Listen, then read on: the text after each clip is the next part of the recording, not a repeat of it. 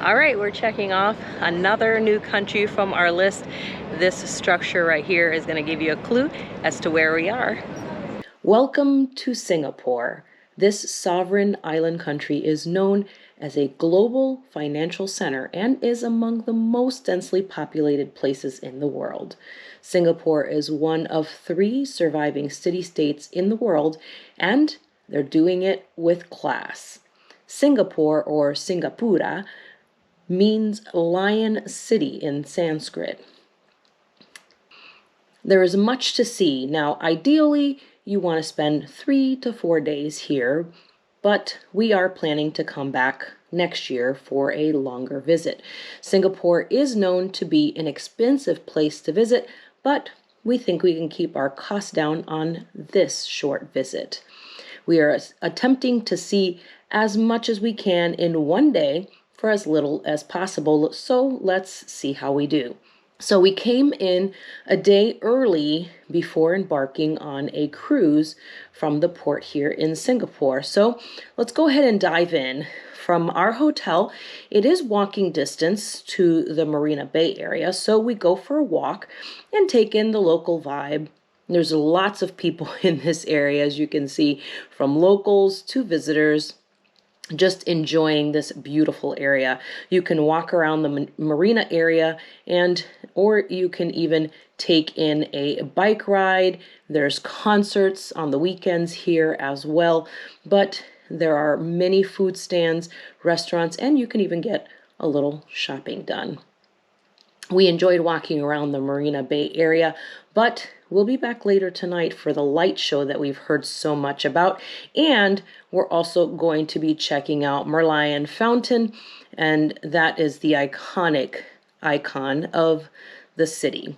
So a visit to the Marina Bay area is great because it is also a free activity and you can stay as long as you please. One very popular structure in Singapore is Marina Bay Sands Hotel. We chose not to stay at this hotel for a variety of reasons. It did have mixed reviews, the expense, and also we did see that there was some construction going on, which we did find was true once we got here. So we did enjoy taking pictures of the hotel, and we did walk a little bit inside of it as well as we were making our way over to Gardens by the Bay. We were on our way to see the Supertree Grove. Now, you've probably seen pictures of this area, so we did think about going up to the skywalk, but it was raining heavily, and they did suspend ticket sales until the rain subsided. It is free to walk around on the ground level, and just kind of enjoy the trees and the garden area. So we didn't end up spending anything since they weren't selling tickets to do the skywalk. So although we want to stay and see if the rain will subside at the Supertree Groves, we decide to head over to Chinatown.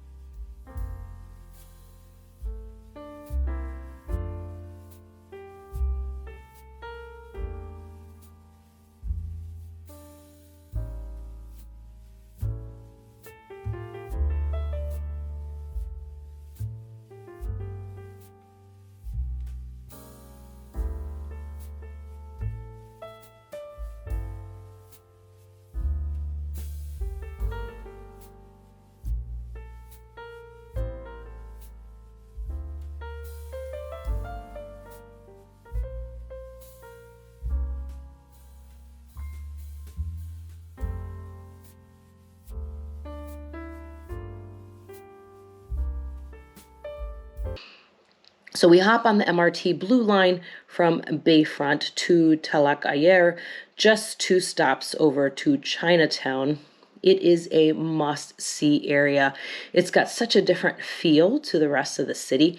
The buildings are more low-rise, and the entire neighborhood is vivid, and it's loaded with temples, museums, and lots of market stalls. This is a great place to grab something to eat. The food stalls are very cost effective in Chinatown, and there are lots of fabulous foods to eat while you are here.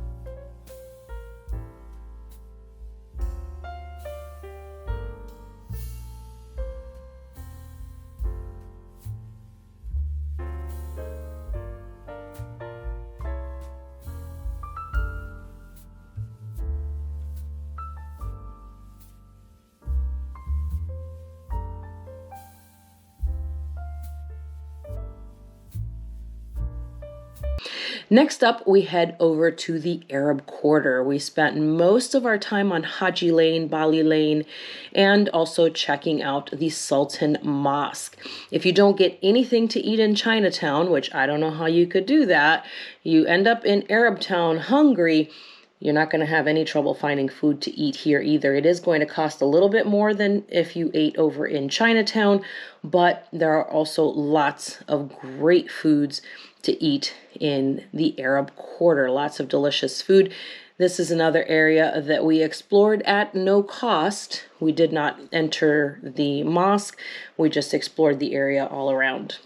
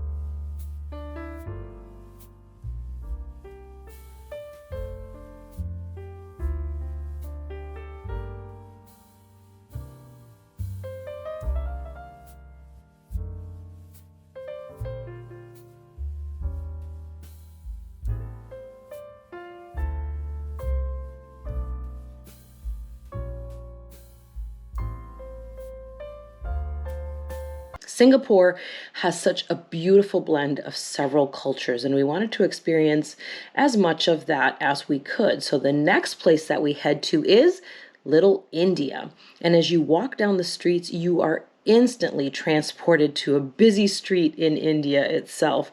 This is just a sampling of what it was like walking around the markets early in the evening.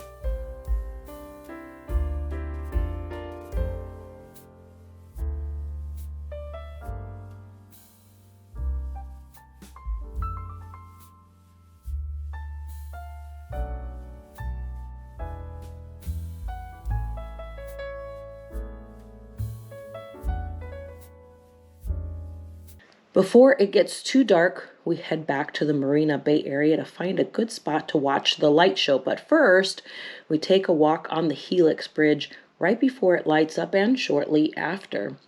We take a nice walk down to see Merlion Park and then find a nice spot to sit and enjoy the light show.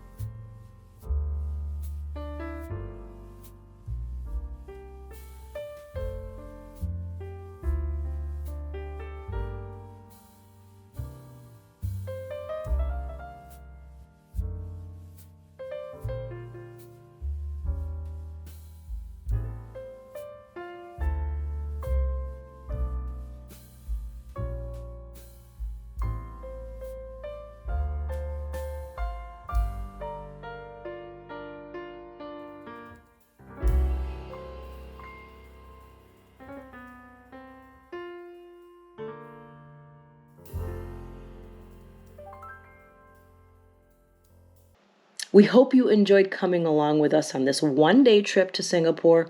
We got to do more than we expected, and we didn't even end up spending that much, just under $150 for both of us, including our food and our housing.